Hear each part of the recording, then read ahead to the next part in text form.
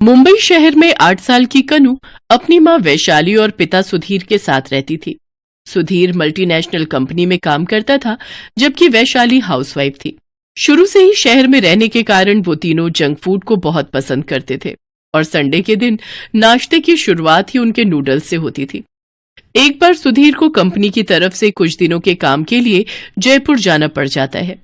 जैसे ही ये बात वैशाली की बुआ को पता चलती है तो वो कहती है, हे राम, फिर तो तू इतने बड़े शहर में छोटी बच्ची के साथ अकेले कैसे रहेगी। मैं एक काम करती हूँ, कुछ रोज वहीं तेरे साथ रहने आ जाती हूँ। जैसे ही दामाद जी आ जाएंगे तब मैं भी सुकून से वापस गांव लौट आऊंगी।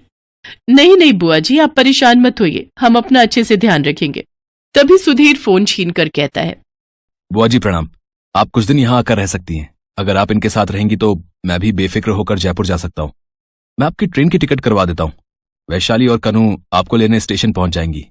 इतना कहकर सुधीर फोन काट देता है। क्या जरूरत थी उनको यहाँ बुलाने की। अच्छा है ना, तुम दोनों को कंपनी मिल जाएगी और मैं भी बेफिक्र होकर काम पर जा पाऊंगा। मम्मी, आपकी बुआ आ रही है तो आपको तो खुश होना चाहिए। आप ये बात सुनकर इतना सैड क्यों हो गई? बेटा, तुम जानती नहीं हो उन्हें। अभी जो तुम ये नूडल्स खा रही हो ना, ये भी बंद करवा देंगी तुम्हारे। आज जितना मर्जी खाने हैं खा लो। उनके सामने तो भूलकर भी इन सब चीजों का जिक्र भी मत करना। उन्हें ये सब junk food and fast food बिल्कुल भी पसंद नहीं है। मुझे तो याद भी नहीं माँ की आखिर बुआ नानी दिखती कैसी हैं। मैं तो बहुत छोटी रही होंगी ना जब उनसे आखिरी बार मुलाकात हुई होगी। हाँ बेटा, तू 3 साल की थी जब तू उनसे मिली थी। प्यार तो वो हम सबसे बहुत करती हैं, लेकिन वो खाने को लेकर बहुत स्ट्रिक्ट है। उन्हें ये सब फास्ट फूड, बाहर का खाना बिल्कुल भी पसंद नहीं। ना तो वो खुद खाती हैं और ना ही औरों को खाने देती है। जब तुम उनसे मिलोगी तो तुम्हें सब समझ आ जाएगा। अगले दिन सुधीर जयपुर के लिए निकल जाता है तो वहीं वैशाली और कनु बुआ जी को लेने स्टेशन पहुंच जाती हैं। लगता है बुआ जी को आने में अभी थोड़ा वक्त लगेगा। मम्मी, मुझे भूख लगी है। वो देखो सामने कोल्ड ड्रिंक एंड चिप्स की दुकान है। ऐसा करती हूँ, तब तक मैं इन्हें ले आती हूँ। लेकिन तभी पीछे से किसी बुजुर्ग महिला की आवाज आती है। क्यों बेटा, ये बाहर का खाना क्यों खाना है? थोड़ी देर सब्र कर, मैं तुझे घर चलकर देसी घी का हलवा बनाकर खिलाती हूँ।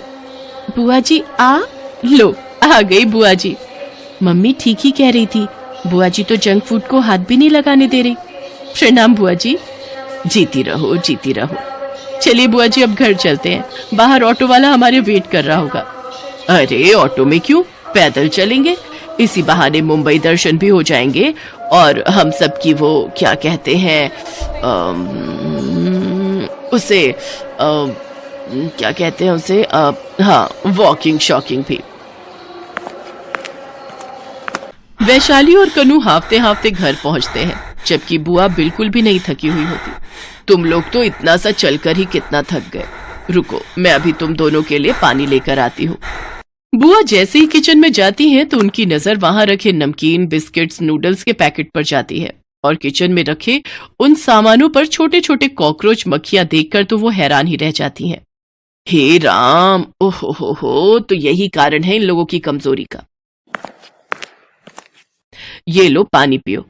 अब समझ आया तुम लोगों की कमजोरी के कारण।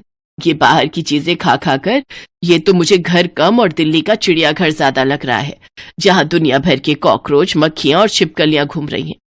अरे गांव में तो तुम्हें एक मक्खी मच्छर तक नहीं मिलेगा।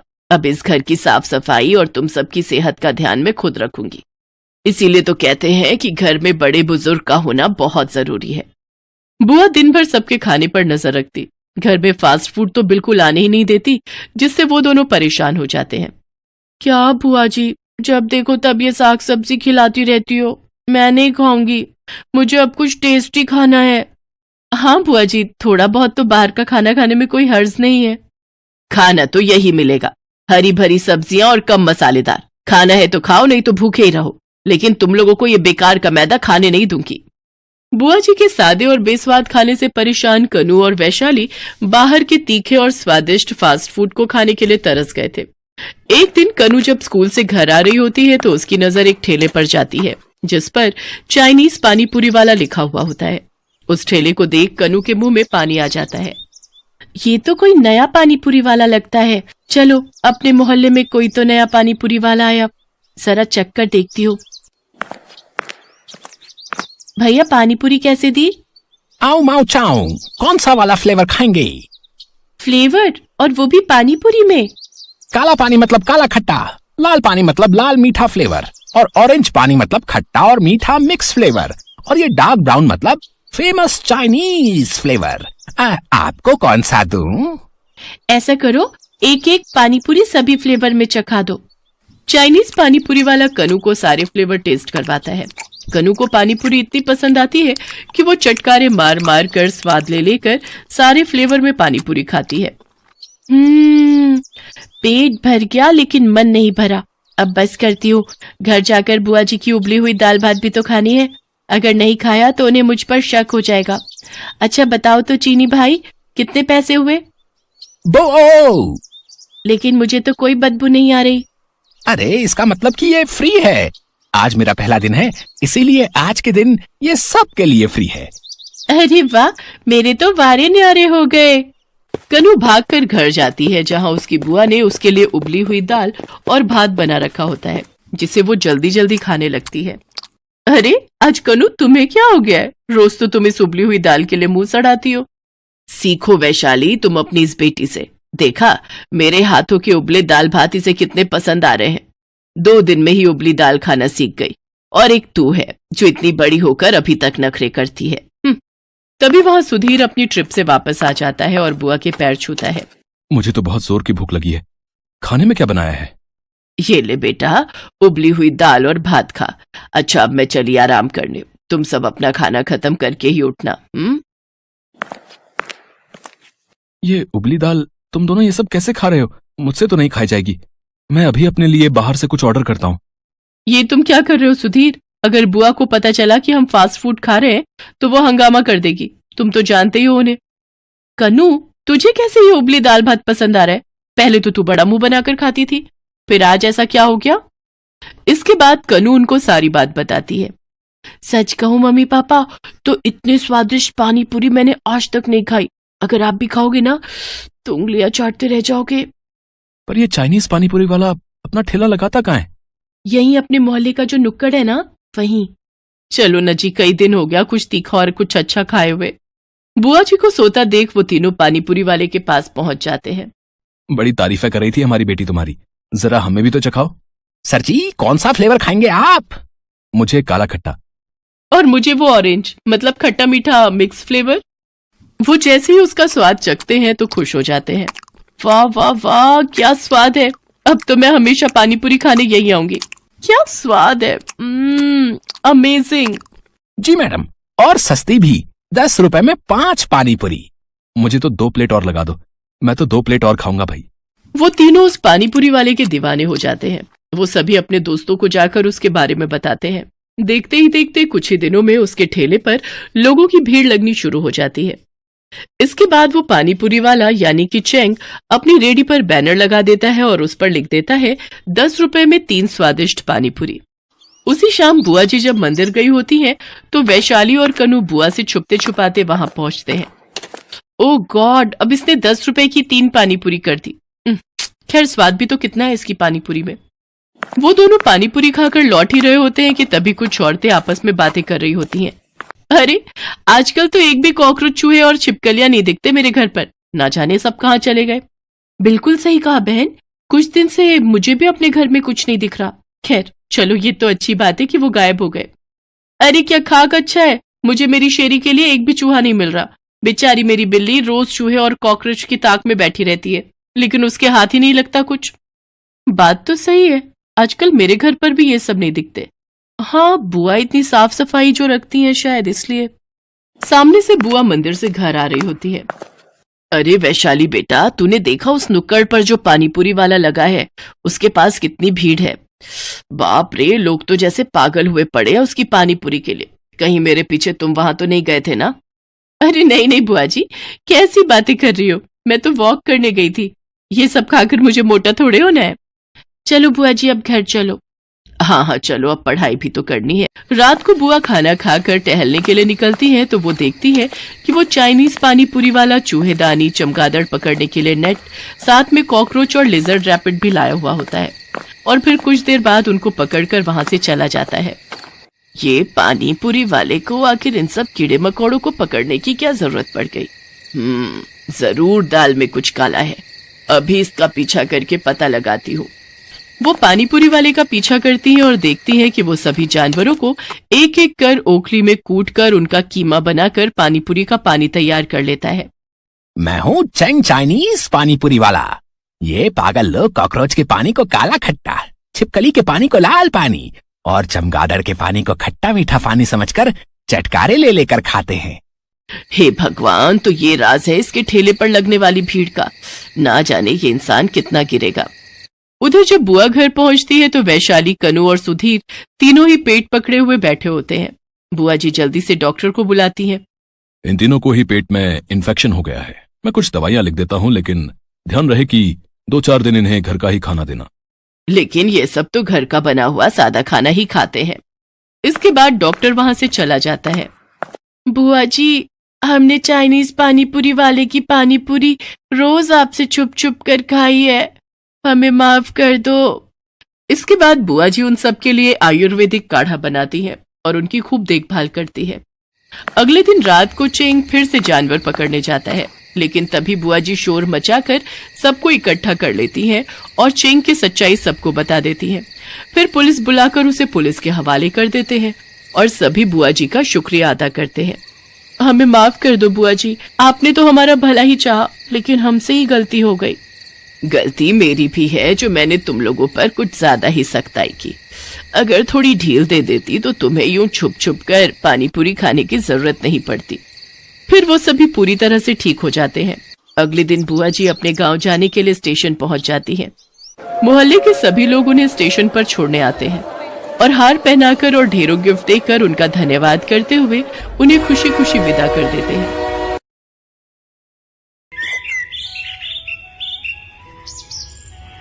माधोपुर गांव में संदीप नाम का एक व्यक्ति अपनी पत्नी अंजू के साथ एक बड़े से घर में रहता था।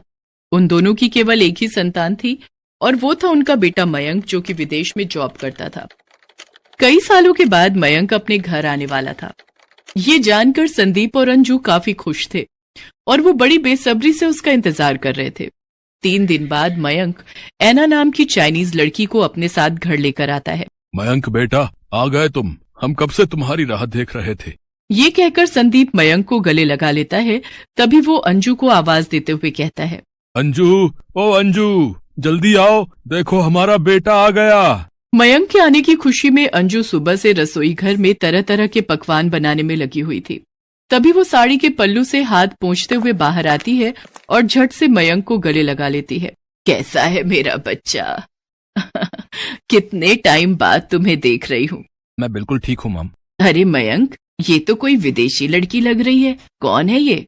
मॉम, ये ऐना है, मेरे ही ऑफिस में मेरे साथ काम करती है। तभी मयंक ऐना से कहता है, ऐना, ये मेरे मॉम डैड है। मयंक के ये कहते ही ऐना अंजू के पांव छूते हुए कहती है, पांव उठा लो सासू मॉम। ये क्या बोल रही है मयंक? अरे ऐना, पाँव उठा लो नहीं, पाए लागू बोलते हैं। ओह, आई एम सॉरी सासू मॉम। मयंक, ये लड़की बार बार मुझे सासू मॉम क्यों बोल रही है? मॉम, ऐना मेरी वाइफ है, हम दोनों ने शादी कर ली है। अब ये तुम क्या कह रहे हो मयंक? तुमने हमें बिना बताए शादी कर ली? संदीप के ये कहते ही ऐना उनके पांव भी छूने जाती है। पैर काट लूंगी ससुर जी। क्या? पैर काट लूंगी?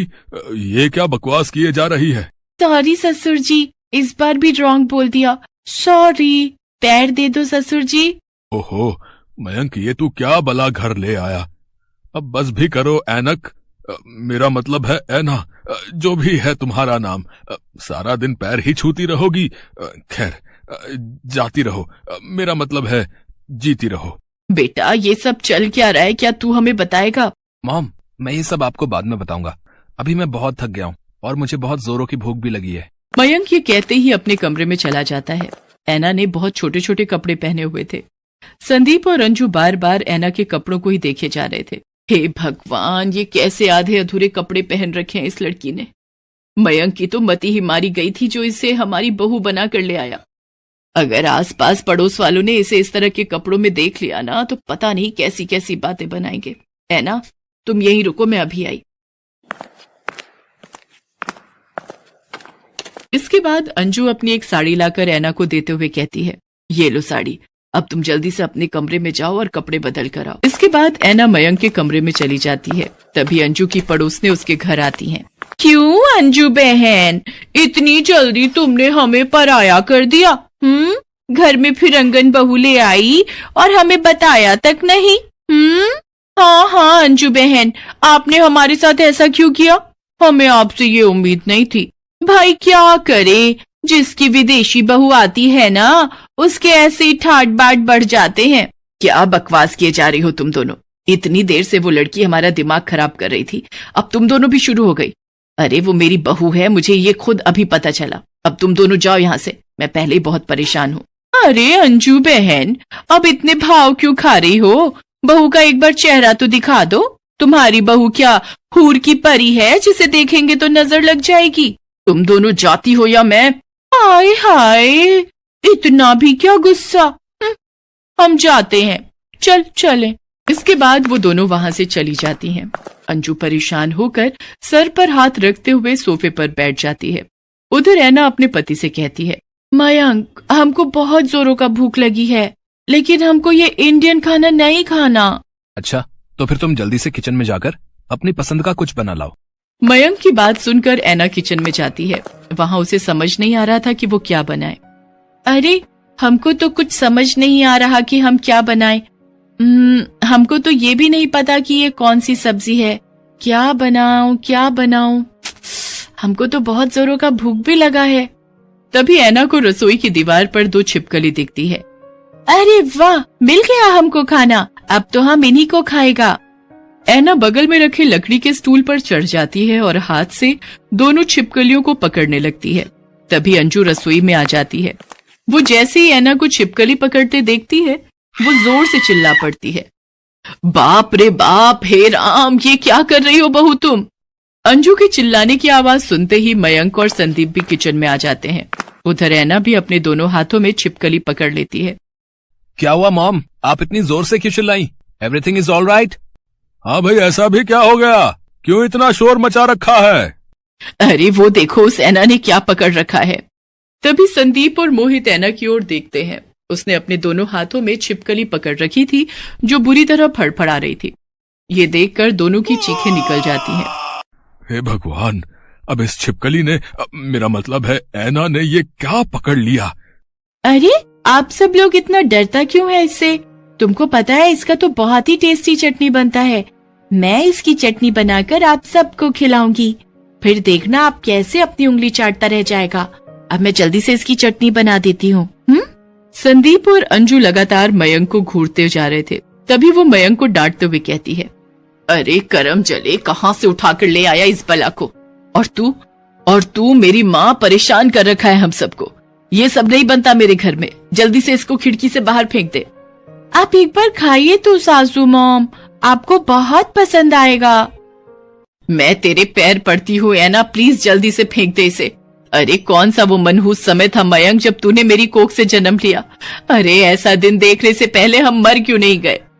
मॉम आप चिंता मत करो, मैं उसे सब अच्छे से समझा दूंगा। चलो ऐना, अपने कमरे में चलो। अपने कमरे में ले जाकर मयंक ऐना को सब कुछ समझाने लगता है। उनके घर का खाना पीना, रहन सहन।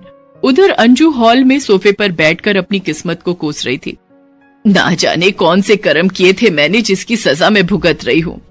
तभी संदीप जोर जोर से हंसने लगता है। कुछ भी कहो, लेकिन बहू बिल्कुल तुम्हारी टक्कर की आई है।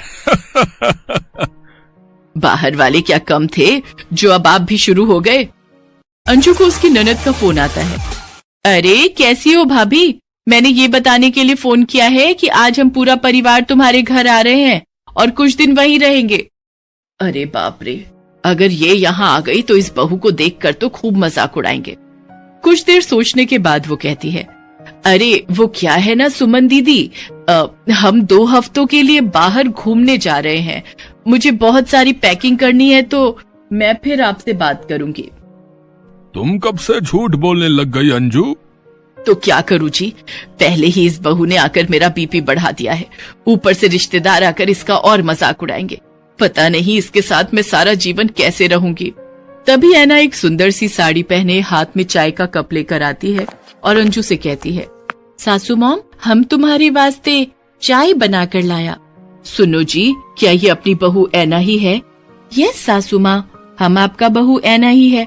हमको मयंक ने सब समझा दिया है, यहाँ का रीति रिवाज, खाना पीना, पहनना ओढ़ना। इससे पहले हमसे जो भी मिस्टेक हुआ उसके लिए आई एम सॉरी।